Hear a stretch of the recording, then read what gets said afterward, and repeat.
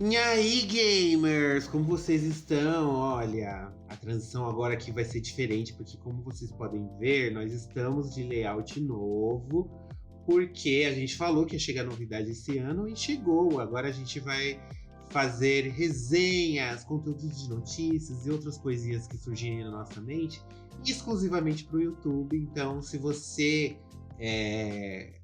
não se inscreveu ainda aqui no canal e você não ficou sabendo que isso saiu porque você só vai seguir a gente no Spotify ou nas outras plataformas, bora correr atrás do prejuízo, porque agora a gente vai deixar esse canal aqui mais ativo, porque esse canal era muito passivo. Como diz o Lula, o que não pode é ser passivo, não é, Denis? Então, pô, diz que não pode. Olá, tudo bem, gente? Com vocês? Então, bora logo falar do que a gente viu falar aqui, porque esse negócio é vlog e a gente tem que fazer num formato diferente. Porque a gente vai fazer uma resenha aqui dos 3 primeiros episódios de The Last of Us. Na verdade, a ideia era de fazer de um episódio por semana. Só que o layout deu uma atrasadinha. E aí a gente vai fazer um apanhado desses últimos 3, né? Porque que aula de adaptação que nós tivemos com a HBO, não é mesmo? Da série The Last of Us. Meu filho, eu tenho certeza que a série agora, ela vai setar aonde é o ruim e aonde é o bom. Ela definiu ali onde que as demais produções que forem vir agora, né? God of War, Tomb Raider, que vem aí, Horizon. Ela estabeleceu o padrão agora. Ela estabeleceu um padrão, né? Bom, bora falar então desse primeiro episódio. Joel, né, chegando lá, indo trabalhar, tendo sua vida corrida lá. Teve algumas alterações na história, mas ele foi muito fiel ao jogo. Ele, até agora, até o terceiro episódio, né, ele vem fazendo pequenas alterações, com exceção do terceiro, né, que ele deu uma grande incrementada aí numa história, mas já a gente chega lá. Mas até no primeiro episódio, por exemplo, a gente tem pequenas alterações de algumas, né, a questão do Joel ali que vende droga, isso no jogo não é abordado, né? Antes, um pouquinho do surto ali, a gente conhece um pouco mais da Sarah, vê ela indo pra escola e ela na cidade ali pré-surto geral do que acontece, né? Isso a gente também não tem no jogo, que deu um espaço maior. Porque, sei lá, os 10, 15 primeiros minutos do episódio é a atriz que faz a Sarah segurando a série ali, né? E a gata segura, né? Eita, menina boa, gente. Achei incrível. E depois eu descobri que a mãe dela é super famosa também. A tendinite. E a mãe dela é a cara dela, inclusive. Sim, principalmente quando ela ri. É a cara da Tandy Newton. Sim, que eu gosto de chamar carinhosamente de tendinite. Do quê? Apelido de amiga. E aí ela segura ali, né? Mostra um pouco da questão do bairro ali, como que aconteceu mais ou menos. Mostra aquela parte do vizinho ali, da senhora idosa com o cachorro. Aquela cena é muito boa, muito boa. Dela meio desconfiada ali né, do que tá acontecendo e tal. E aí depois é que inicia-se efetivamente onde começa o jogo, né? Aquele rolê. Aliás, mostra ela o negócio do relógio que ela leva pra consertar. No jogo ela não leva, é um relógio novo que ela compra, né? Mas acontece o mesmo. A mesma cena rola em cima disso. Isso que eu achei genial, porque o que eles fizeram nessa adaptação era mostrar o que os personagens estavam fazendo quando o foco não era o Joel. Quando o Joel, a gente sabe o que o Joel está fazendo no jogo, mas e os outros personagens? No videogame não dá pra fazer isso. E na série eles utilizaram essas lacunas para preencher mais a história. E eu achei isso muito legal. Como a questão da Sarah indo comprar o relógio, ou consertar, como é aqui na série. A Sarah indo até a vizinha ficar com ela, porque a vizinha é uma idosa e tal. Mostra todo o dia da Sarah, eles conversando mais, tomando o café da manhã, porque o jogo já começa na noite em que o surto dispara. E esse ele mostra o dia inteiro do que aconteceu durante aquele dia que começou a pandemia pelo Cordyceps. E isso eu achei uma jogada de gênio, assim. É muito idêntico ao jogo esse começo. Eu acho que não tem nem o que tirar nem pôr, até as falas.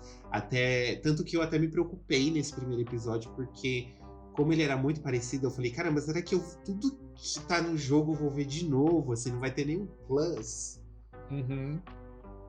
Tem isso, né? A gente você assiste meio que. Até conversei com meu marido que a gente assistiu no dia. Meio que você sabe o que vai acontecer, porque você já jogou, obviamente. Então é uma sensação estranha, assim, porque meio que não é surpresa o que vai acontecer, e você a todo momento fica esperando falar, ah, não, agora vai acontecer isso. Mas aí eles esticam a cena um pouco mais e demora um pouco, aí, tipo, quebra a sua expectativa e depois acontece de novo, daí você fala, ufa, eles fizeram o negócio certo. E assim a Sim, série vai desenrolando até bem mais pra frente. sim. Nesse esquema, nesse ritmo. E eu acho assim, nesse primeiro momento aí do episódio, até que o surto efetivamente acontece, né? Lá com a Sarah e tudo mais. Eu acho que se alguém se perguntou se era necessário, sério, se fazia sentido, uma vez que o jogo já é uma coisa muito cinematográfica, eu acho que só esse pedaço já se prova que, ok, tem coisa pra contar e eles podem surpreender, mesmo quem já jogou, que tá assistindo, que é a grande maioria, né? Que tá assistindo, as pessoas, e mesmo essas pessoas, elas vão se surpreender com essas coisas. E eu acho que, assim, acho que difícil, eu não me lembro, assim, de cabeça, uma série em que o elenco caiu tão certo, assim. Eles acertaram muito nas pessoas que eles escolheram, assim, todo mundo. No próprio Tommy, que aparece também com o Joe aí no começo, a Tess, que aparece mais pra frente lá na Torve, simplesmente incrível. Mas eu achei que só esse começo já comprou, assim, já vendeu bem a série pra você para segurar tanto quem já jogou e quem não conhece nada, né? E aquele prelúdio do cara contando sobre o vírus, aquele sensacional, né? Do cara contando sobre Sim. aquela discussão, vai ser uma pandemia que vai acabar com todo mundo, que vai, né, que vai gerar um gigante apocalipse. Não, não vai ser. Daí o cara falou, é o fungo. Aí o apresentador fica super sem graça na hora e fala, ó, então tá, né? Vamos pro comercial aí, minha gente. O negócio ficou pesado aqui. Porque a todo tempo ele tá fazendo piada ali com o cara, que é o estudioso, no caso, o cientista lá. E aí depois ele vê que, putz, acho que. Pô, Aí mostra a plateia assim, todo mundo chocado. Ainda mais que eles colocam exemplos ali, por mais que seja um programa antigo de TV, se passa numa época anterior, né? Eles colocam ali, dão indícios da questão da pandemia, né? Do coronavírus que a gente viveu aqui. Então faz essa paralela, eu achei muito genial isso. sim, aí depois a gente, dessa parte do começo, que é idêntica ao jogo, eles também colocaram pistas de como o surto começou. Você piscou nesse primeiro episódio, você perdeu, que tem a Uhum. matéria no começo, tem essa questão do cientista falando nos anos 60, e aí logo no início, aí depois eles colocam, pula para 2003, né, que é quando começou o surto na série em si, no Isso. jogo foi em 2013 que Uhum. começou, e aí eles veem uma reportagem que está acontecendo em alguma coisa em Jakarta, né? Que é na Indonésia, está acontecendo um fuzuê lá e eles estão assistindo na televisão. E para eles aquilo ainda tá super longe deles, né? Eles nem param para assistir direito porque eles estão na correria. Aí depois que a gente tem toda aquela cena idêntica também da morte da Sarah, que eles mantiveram. Eu acho que essa é a diferença que faz quando tem o criador do jogo envolvido, porque ele sabe o que pode chatear os jogadores se tirar e o que não irá chatear se manter. É. Então, aí o que precisa manter, o que precisa tirar. O criador do jogo ele consegue fazer esse filtro. E o Craig Mazin, como ele é um diretor e roteirista de televisão, ele consegue como deixar aquilo visualmente apelativo e como deixar aquela história apelativa para o público de TV. É. E isso eu achei muito legal. Então, depois que a gente tem aquele salto temporal dos 20 anos, que é o mesmo que acontece no jogo, a gente, que nenhum deles comentou, a gente vê uma outra rotina do Joe, ele traficando, a gente vê ele fazendo outras coisas. Eu achei muito legal que eles pegaram aquela cena do primeiro jogo, quando a Tess chega e fala que uns caras bateram nela, que ela foi pega por dois Uhum. babacas. Quem foram esses dois babacas? Em que momento que ela apanhou? Aqui a gente vê, né? Aqui a gente vê acontecendo, tipo a Marlene, os vagalumes estão explodindo a todo momento lá no a cidade de Boston. O que a Marlene tá fazendo enquanto tá tudo sendo explodido? O que tá acontecendo? A gente vê onde a Ellie tava antes.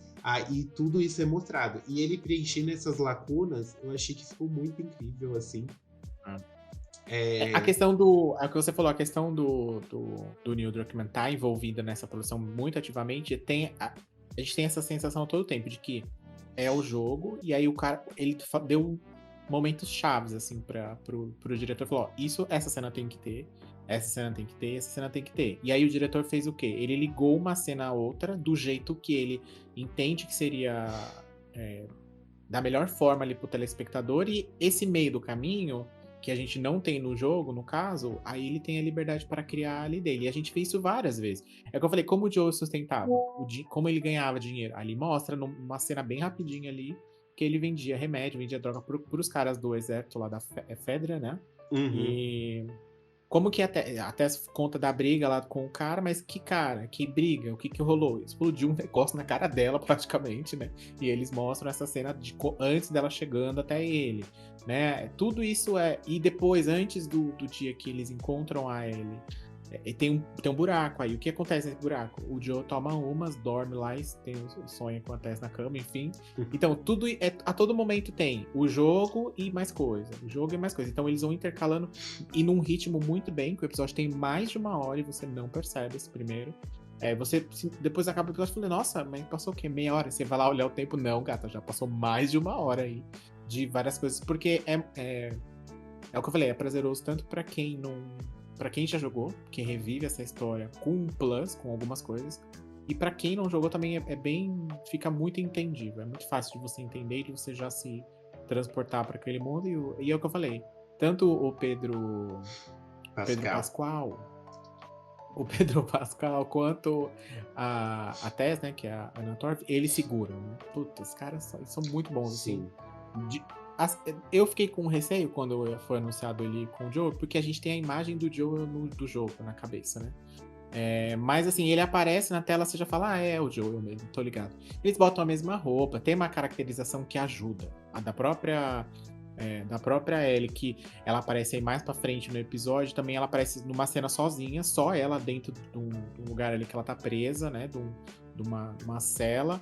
E a menina segura, né? Ela atua muito bem, a menina, e eles colocam ela visualmente muito parecida com a roupa dela e tal, o cabelo, muito parecido com o da Ellie. Então, você compra na hora, mesmo que fisicamente ela não se pareça tanto, todo o resto ela tira, ela falou, tá bom, não sou parecida, mas todo o resto eu sou a Ellie. Mas a Anna Torv não é parecida com a Tess também. Não, nenhum e aí e ninguém reclamou disso.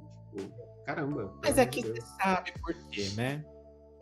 Você sabe por quê. O da Ellie, especificamente. Mas vamos. Esse primeiro episódio, vamos já englobar o segundo episódio. Esse primeiro episódio ele termina quando eles saem da zona de quarentena ali no jogo, que dá o tempo de jogo dá mais ou menos 1 hora, né, de jogo ali. Pouco mais, talvez, né? 1h30 por aí de jogo, é o que eles conseguiram resumir ali nesse primeiro episódio.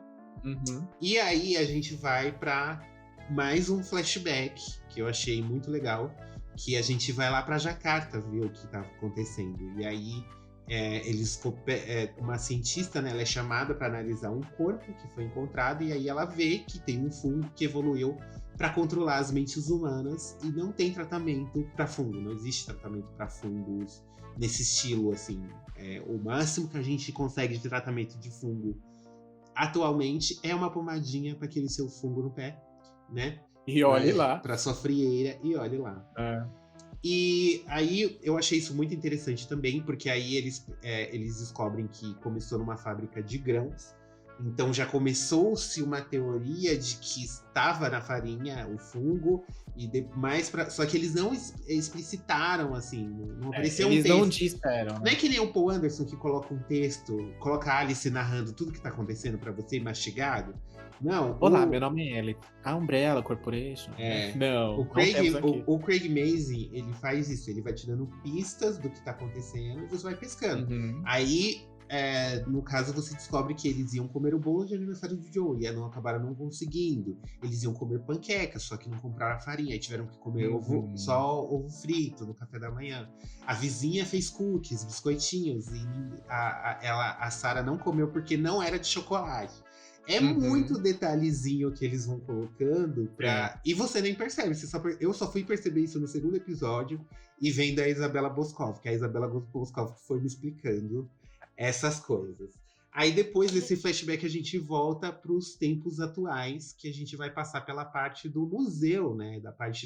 Aquela parte que a Tess está levando a Ellie junto com o Joel para o QG dos vagalumes. E aí a gente tem uma mudança importante assim na questão dos infectados, né? Quando ela diz que eles estão todos conectados, que se você pisa em num lado da cidade, o fungo avisa os outros próximos de onde você tá. Isso é uma coisa que não tem no jogo. Aqui esse rolê é a substituição dos esporos, né? Que a gente tem no jogo. O jogo é puramente respirar os esporos ali, você é contaminado. Você é contaminado. Quando está ali no meio. Agora aqui não, já teve essa diferença que eu achei bem ok, eu achei bem honesta, inclusive, a explicação deles lá. E faz um pouco mais de sentido, porque também, senão os atores iam ter que ficar o tempo inteiro de com aquelas máscaras, e aí você perde o poder do ator que tá ali, né? Grande parte dele, porque ele tá ali também porque a aparência dele vende muito pra TV, né? Então tem essa questão. Então, essa adaptação foi feita, eu acho que justamente pra isso, pra que os atores apareçam na tela, não fiquem de máscara o tempo inteiro, mas então é bem ok, então bem faz sentido, e eles ligam bem isso lá na frente depois, quando ela tá subindo a escada lá, que ela pisa no... Eles chegam numa sacada, eles iam um monte lá embaixo, né? Todos eles meio que dormindo ali, meio que... Aí é que a Anna Torv, a Tess, perdão, explica pra Ellie o que acontece, porque quem é o orelha desses 2 episódios é a Tess. Pra quem não conhece o jogo, pra quem não sabe o que tá rolando, é a Tess que tá contando. E ela que vai explicar. E aí ela dá a desculpa que, teoricamente, ela tá explicando ali pra Ellie, né? que nunca saiu da zona de quarentena. Isso, porque ela diz que estudava na escola lá, mas esse tipo de coisa eles não ensinavam, não falavam, até porque eles não querem que a pessoa saiba do que tá rolando, né? Enfim. Então, aí ela vira a dica ali do que tá acontecendo, como que acontece, o que aconteceu com o mundo, de que forma que o mundo chegou naquele estado, enfim. A única coisa que não tem muito nesses 2 episódios, perdão, e que tem já no começo do jogo, é a questão da ação mesmo, que isso não acontece aqui. Aqui tem muito diálogo, muita construção dos personagens ali, você entender um pouco da história de todos. A questão da Tess, da Ellie com o Joe, que o Joe esnoba a Ellie ali no começo, assim como ele faz no jogo também, e ele só vai dar esse clique lá no final, quando a Tess morre, obviamente, né? Que aqui ela também morre, assim como no jogo original. E aí o segundo episódio acaba exatamente nessa cena, né? Isso, mas antes de encerrar a questão do segundo episódio, precisamos exaltar aquela maquiagem dos instaladores. Menina do céu, né? Aquela cena do museu, né? Incrível. Eu vi com a Isabela Boscova que o maquiador da série The Last of Us é o mesmo que fez o Rei da Noite no Game of Thrones. Teve um outro que ele trabalhou na Casa do Dragão, também tem um personagem que ele vai ficando velho, vai passando os anos, ele vai ficando bem decrépito. E aí foi esse cara que fez essa maquiagem também. E ele fez o Vecna do Stranger Things nessa última temporada. Então assim, o cara manja muito e ficou agonizante os instaladores. Foi a melhor maquiagem, assim, disparado, que eu fiquei assim, meu Deus, tá muito realista essa maquiagem dos instaladores. E depois saiu umas fotos, né, da maquiagem, você vê que praticamente tudo ali é feito mesmo, a maquiagem, não tem nada não é CG. Não tem nada digital, né? Sim, tem só um tapinha digital, sempre tem uma questão de uma luz ali, né, um blur ali onde agora, e aqui também a gente teve uma outra mudança no final do episódio, na parte que a Tess morre, que foi a forma que ela morreu. Sim. Eu, particularmente... Porque no jogo nem mostra, né? No jogo nem mostra. Não mostra, não mostra. Lúdico. Eu achei que foi uma solução que deixou mais dramático, assim, a morte dela. E eu entendi eu aceitei essa mudança assim, de bom grado. Teve gente que se incomodou com a questão do zumbi ir lá e dar um beijo nela e tal. Mas eu entendi que o fungo já sabia que ela estava infectada, então não tinha por que ele ir agressivamente até ela. Porque como ele se sente e tal, como eles estão conectados, não tinha por que ele agredir ela, porque o fungo só quer se espalhar. Eu não Sim. sei por que você acha que as pessoas se incomodaram tanto com o beijo da morte. Eu acho que é porque também, é o que eu falei, no jogo não mostra. Então cada um meio que criou a sua versão de como ela morreu. Assim, ou Não, no mataram. jogo, os caras da Fedra que chegam lá, não são os Eu ia falar isso agora. infectados. Até porque no jogo também tem a questão que não foi os infectados que matou ela, foi os caras da febre. Então ela simplesmente, eles atiraram nela e ela morreu. Isso não é mostrado, mas você deduz, vê que os caras estão lá com a arma, enfim. Você passa por Aqui, cima, pela parte de cima do museu é, no jogo, e você vê você ela só vê morta ela no chão. caída lá. É, Morreu de tiro. E aí, morreu quente. morreu. Mas tava no sol. Se estivesse de noite, ela não tinha morrido. Pois é, menina, eu também acho. E aí, o que acontece? Nesse, ela morre pros infectados que acordam num dado momento ali, que eles estão lá na ponte, ali na entrada, de onde eles estão, e aí eles acordam, invadem lá e morrem. Ela tá num lugar que a Fedra já passou ali, então tá cheio de arma, de bomba, de granada, de um monte de coisa ali. E ela mostra pro Joe que ela tá infectada, que até então ninguém sabia. E aí os infectados invadem, eles começam a passar direto até que um nota ela ali, e aí vai lá e eu acho ok, assim, porque faz sentido uma vez que, pela explicação que eles comentaram de como que eles se movimentam e como que eles, entre aspas, falando como que eles se comunicam, né? Então faz um sentido, eu não vi nada demais, eu achei até, e é o que você falou, é para deixar mais, é simples para deixar bem mais dramático mesmo. Uhum. Eu achei, não tive problema. É que a galera é chata, né, gente? É. Vamos combinar? A galera é Nossa, chata. Enfim. o negócio tá sendo uma obra-prima, assim, das adaptações. Não tem igual, defeito. não tem defeito. E as galera quer ficar, ai, mas nessa parte, o Joel dá uns 30 tiros e mata 10 caras da Fedra. Mano, é sério que você vai parar pra assistir uma série pra ficar vendo coisa de gameplay? Você assistiu o jogo, Até velho. Eu porque, quero ver eu vou te falar, história. até Se nessa porque parte não tem história, não tem história. até porque tem que lembrar nossos amigos aqui que The Last of Us não é sobre o zumbi, tá, gente? É. A história não é sobre Mas não o pode zumbi. falar zumbi porque ele não é muito vivo. Gente, eu vou falar zumbi porque esse canal é nosso. Então, a gente fala do jeito que a gente quiser. E é isso, sobre isso. Né? Mas e no final das contas, a história não é esse o rolê. Não é sobre essa história. A história é sobre o relacionamento do Joel e da Ellie, do Joel com a Tess e da Ellie com depois mais pra frente com a Dina, enfim, é sobre os relacionamentos das pessoas no meio desse fuzuê todo que tá lá dentro no mundo. Então, né, tipo, eu achei boa, achei um desfecho maravilhoso pra Tess, infelizmente a Anna Torv já deixou saudades, mas ela acho que vai aparecer em alguns flashbacks. Ai, com certeza. E aí a gente chega no fatídico terceiro episódio, né, da série, que foi o mais diferente do jogo até então. Ele trouxe muita coisa nova. E eu também vi na Isabela Boscov. A gente tá gravando aqui baseado no vídeo dela. Inspirado, vou acreditar. Ela citou uma coisa que eu achei muito interessante, que é a questão do... que quando ele bate no guarda, que ataca eles na saída do negócio, ele machuca a mão. E aí ele fala, vai sarar rápido, é só um arranhão. E aí, logo no começo desse episódio, mostra o Joel catando umas pedras, fazendo uma espécie de lápide, túmulo simbólico assim pra Tess. E a mão dele ainda tá vermelha, quer dizer que passou pouco tempo, que aquelas feridas não cicatrizam rápido, que ele ainda é uma pessoa ferida. E aí ela fez essa analogia, eu falei, putz, velho, faz sentido, isso aí é muito verdade, é muito vero. E aí, como a mão dele ainda tá muito vermelha, a gente percebe também que não passou muito tempo. Isso é muito legal, porque, por exemplo, quando você assiste uma novela, como que você vê que passou o tempo? Começa a mostrar a cidade e as pessoas andando rápido, assim, em time-lapse. E aí as nuvens...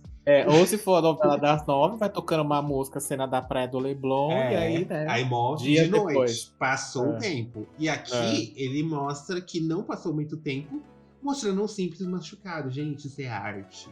Isso é aclamação, isso é direção, entendeu? Isso é digno de M. Um cuidado desse.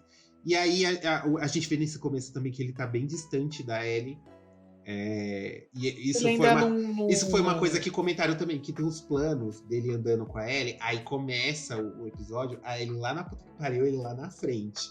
Aí, conforme eles vão andando, aí a Ellie vai se aproximando dele, que ele ainda quer manter distância dela pra não se apagar, joga comida pra ela, trata ela assim como se ela fosse mesmo uma carga, um bicho.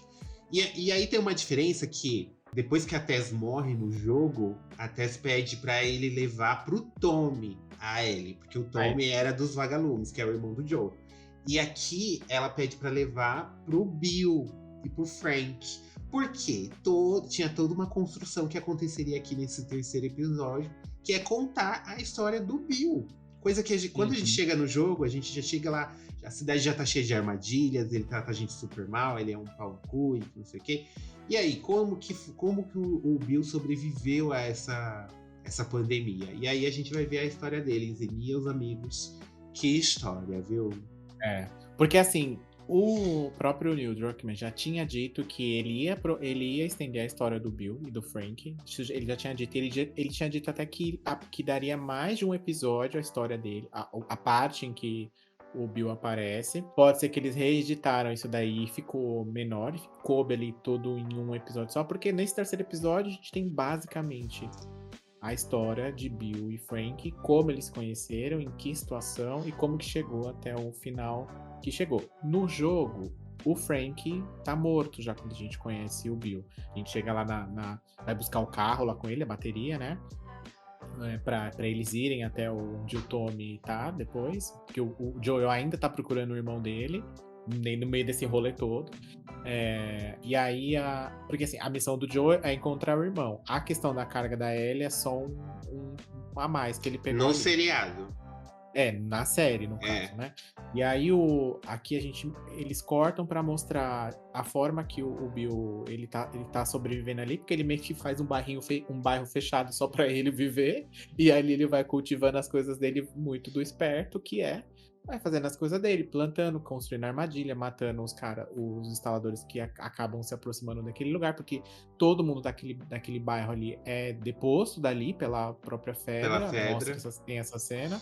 E ele fica escondido num porão ali. Sabe aquele povo que faz da teoria das conspirações, que fica se armando, armazenando as coisas? Tem várias. Se você assistiu um Discovery, Home and Health, um Lifetime, um TLC na TV, você já viu esse povo já doido. Sacou. E o Bill era um deles. E aí, olha só, o apocalipse aconteceu. Sim, exato. E ele tava lá belo e formoso, comendo a sua carne e nem aí pro resto do mundo, né?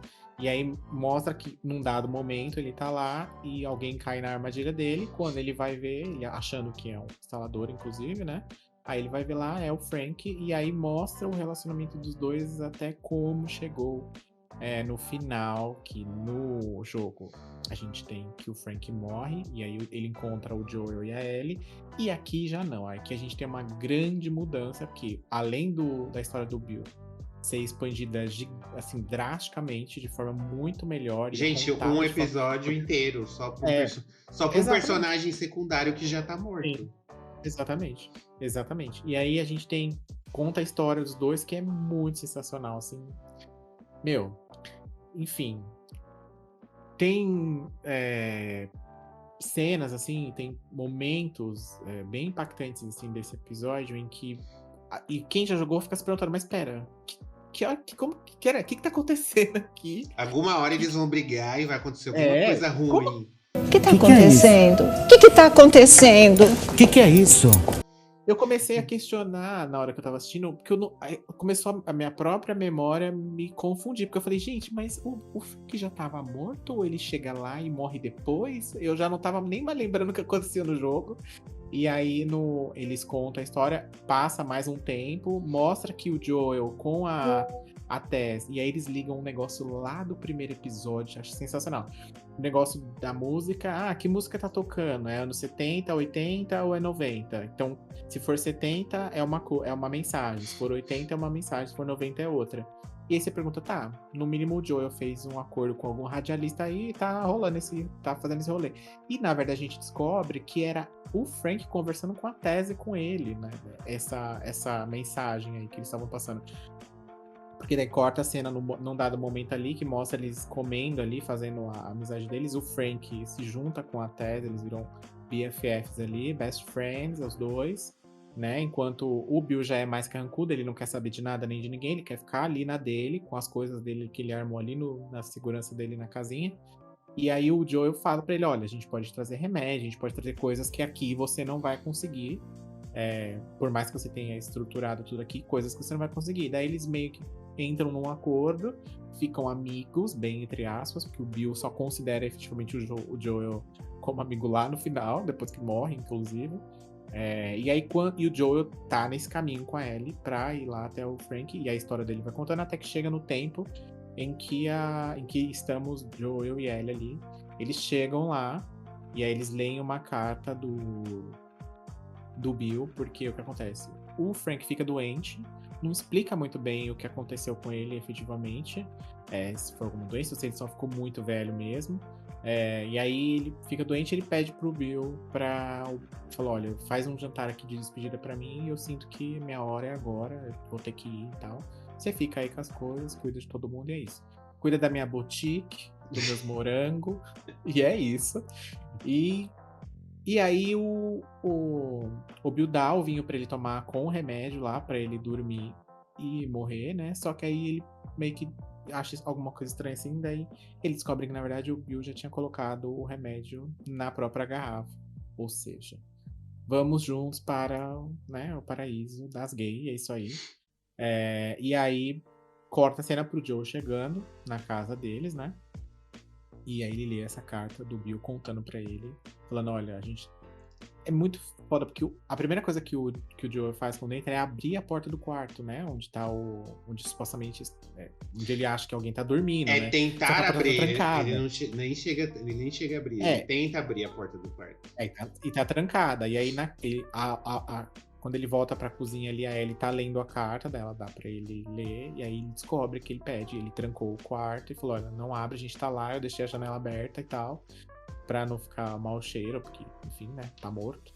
E aí ele fala, cuida da Tess, não sei o que, daí, mano, aí a Ellie começa a ler a carta, e bem nessa hora, tipo, ele fala, cuida da Tess, não sei o que, daí a Ellie não consegue ler, aí ela dá pro Joel, aí o Joel trava e fica aquelas, tipo, e você assim, já pasmo com tudo que tá acontecendo, porque eles construíram um episódio incrível, gente. Puta que pariu. E mais uma vez, os detalhes aqui fazem a diferença, porque a casa do Bill é suja, e quando o Frank chega, começa a ficar tudo limpo, aí a rua muda de aspecto, a rua começa a ficar limpa, as flores estão mortas, aí as flores ganham vida quando o Frank chega. Isso tudo você não é falado no negócio, você só observa se você prestar atenção no episódio como um todo. Quando o Joel chega, as flores estão tudo mortas. Morreu, a morte chegou de novo e tal. E assim, foi lindíssimo, eles mudaram. No jogo, o Bill e o Frank brigam muito, aí o Frank decide ir embora. Só que quando ele tenta pegar a bateria lá que o Bill queria dar pro Joel, o Frank tenta pegar essa bateria primeiro e acaba sendo mordido e se enforca. E aí ele deixa uma carta falando quanto ele odeia o Bill, que o Bill é um insuportável e que ele preferia 1000 vezes a morte do que voltar pro Bill, assim. Então era uma história muito triste, muito desgraça, e bem estilo mesmo The Last of Us, a desgraça de nós, porque The Last of Us não tem muita felicidade, são pouquíssimos momentos felizes no jogo. E aqui no seriado, não, eles falaram, vamos contar uma história diferente, vamos montar uma história de um casal LGBT que teve uma vida feliz, que teve suas discussões, suas diferenças, mas que morreram felizes num mundo pós-apocalíptico. Porque muita gente, às vezes, inclusive, ficou criticando essa questão desses gays que não sei o que, não precisava ficar mostrando, podia ser igual no jogo, ele brigando com a Ellie, que não sei o que. Gente, eles deram uma profundidade na história muito maior. O Bill da série é um Bill muito mais profundo como personagem, que tem uma história, que tem todo um background ali que no jogo não deu pra colocar, e aqui eles fizeram diferente, até mudaram os traços assim da personalidade do Bill. Sim. E ficou muito melhor. Teve gente falando que não tem necessidade de mostrar os gays transando, nem mostrou nada, gente. Você vê como que o preconceito das pessoas tá tão intrínseco assim na mente deles, assim, tá tão inerente na mente que qualquer coisa que eles vê a pessoa já se incomoda. Tipo, no jogo, ele acha uma G Magazine lá nas coisas do Bill e fica olhando o cara pelado lá, assim. Gente, pelo amor de Deus. Você ainda assistindo um seriado da HBO ainda. O pessoal acha que não vai ter nenhum tchuco-tchuco. Nem mostrou nada. Vai ser só uns beijinhos, assim. As pessoas... É incrível como os nerds são os homofóbicos, né? Eles tentam se justificar por fora da homofobia, mas não conseguem sair disso. Que é pura e simplesmente homofobia e eles não gostam. Tipo, tá me incomodando porque tá mostrando demais. E tem aquela questão também de que personagens LGBT nunca têm finais felizes nas histórias. Por que Heartstopper fez tanto sucesso?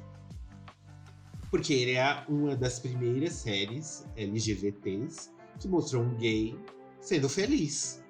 E isso é muito raro de acontecer. Você vai procurar exemplos, são pouquíssimos. É sempre mostrando como gays sofrem preconceito, é sempre mostrando que eles são espancados, é sempre mostrando que eles são vandalizados, que eles crescem na rua. É sempre a mesma história para falar sobre LGBTs. E para mudando um pouco dessa narrativa, eu acho que enriqueceu muito mais. Então, assim, até eu estranhei, eu fiquei assim pra minha mãe, eu falei, meu Deus, tá muito melhor do que no jogo que eles conseguiram fazer aí. E ligaram com o jogo ainda, com a história, e deram continuidade pro mesmo rumo. Sim. A história ainda tá caminhando pro mesmo lugar que a do jogo. Eles pegam lá a mesma caminhonete, a garagem do Bill tá super idêntica do jogo. E aí eles saem, e no final ainda a gente tem aquela referência da janela sendo filmada, que é o menu do jogo, né? Enquanto o carro vai embora, assim. Que é tanto do primeiro quanto do segundo. Tem essa cena da janela sendo filmada enquanto alguém vai embora. E assim, gente, entrega o Emmy, entrega o Oscar, entrega tudo pra esse povo, porque o trabalho que eles estão fazendo aqui é primoroso demais, assim. Demais, demais, demais. Paul Anderson é um roteirista péssimo, é medíocre, assim, o trabalho do Paul Anderson. O que a Constantine Film fez com Resident Evil, assim, não chega nem aos pés do que a gente vê aqui. Nem aos pés. De nenhuma adaptação, assim, de games que eu já vi na vida. Nenhuma chegou a esse nível de cuidado, de primor com a história, do que pode mudar, do que não pode. Porque eu sinto que adaptações de livros o pessoal tem mais esse cuidado, mas de jogos o diretor normalmente toca foda-se. O diretor ou o roteirista que é contratado, ele, foda-se. Me dá a sinopse aí do jogo que eu vou escrever aqui qualquer coisa que se dane. É mídia diferente, então é isso. E agora o respeito, o cuidado que esses caras estão tendo é surreal. Eu acho que eu concordo contigo, eu acho que é o que eu falei lá no comecinho do vídeo aqui, eles simplesmente setaram a base do que a gente vai considerar agora uma péssima adaptação, de uma boa adaptação ou de uma adaptação incrível igual a que eles estão fazendo aqui, né? Todo momento você tem referência do jogo, a todo momento, assim, seja no cenário, no take, no ângulo da câmera, que é igual às vezes do jogo, na fala. O lance do relógio, você fica esperando ela falar, ela vai falar que tá quebrado, ele vai falar que tá quebrado, ele vai falar. Aí ele dá um tempo, assim, fala uma outra coisa, daí ele vai lá e fala, ih, tá quebrado, daí lá, não, é igual, assim. E aí isso é muito pra gente isso é muito reconfortante nesse sentido, porque a gente entende que a pessoa que fez, ela entendeu a obra original pra fazer, né? Ela não pegou um papel ali, isso aqui. Jill encontra na mansão Chris, é sobre eles dois na mansão. E aí bota qualquer coisa ali, não é isso. E ainda você expande o negócio de uma forma pra televisão, porque realmente é outra mídia, é diferente. Você não tá controlando nada ali. Alguém tem que te dar todas as informações e te fazer rir quando tem que rir, chorar quando tem que chorar, né? Se emocionar quando tem que se emocionar, enfim. Tem que fazer ali. E sem o fator de jogar, sem o fator de controlar, né? Os personagens ali, então. É assim, sublime. E aí a audiência não diz por menos, né? A audiência HBO nadando em rios de gente que tá assistindo. O primeiro episódio, mais de 4 milhões de pessoas assistiu. O segundo já bateu o recorde de mais de 5 milhões. O terceiro também está na casa de quase 6 milhões de pessoas assistiram. Então, assim, por um streaming conseguir isso hoje em dia. Uma adaptação de videogame. E numa mídia e de uma história que saiu de um videogame, eu acho que tá pra nascer, assim. Não vai ter. Eu espero. Eu acho que eles não vão. Não vai cair a qualidade daí pro final. Graças aí, temos a confirmação da segunda temporada já, né? Eles falaram até que HBO coisas da segunda renovou. temporada. Tem cenas da segunda temporada que já foram gravadas, inclusive, né? Tem uma galera que assistiu já todos os episódios aí da imprensa, que já assistiu todos os episódios, elas disseram que tem mais coisas nesse sentido do Bill e do Frank com outras pessoas dentro da série. Então, provavelmente, esse episódio vai ser que eles encontram o Henry e o Sam lá, que rola toda aquele encontro lá no jogo. Acho que nesse quarto episódio vai iniciar já isso daí. E pelo que a gente viu lá no teaser, né? Vai ter uma tiroteio, umas coisas ali, uma matação de instalador. Que é só isso que tá faltando. Aparecer um baiacu, é só isso que tá faltando pra ficar incrível. É isso, gente. Bom, esse vídeo ficou um pouquinho mais longo, quase um podcast, justamente porque a gente perdeu os 3 primeiros episódios, então a gente quis fazer um panorama geral sobre tudo. Mas a gente vai seguir a linhas vlogs com conteúdos mais curtos, assim. E a partir da semana que vem a gente vai seguindo certinho conforme os episódios forem saindo. Então não se esqueça de se inscrever aqui no canal, que esse tipo de conteúdo só vai sair aqui no YouTube. Então, se você não está no YouTube, você não está assistindo todos os conteúdos que a gente está fazendo. Ativa o sininho, deixa o seu like e até o próximo vídeo, né, no caso. Até. Bye!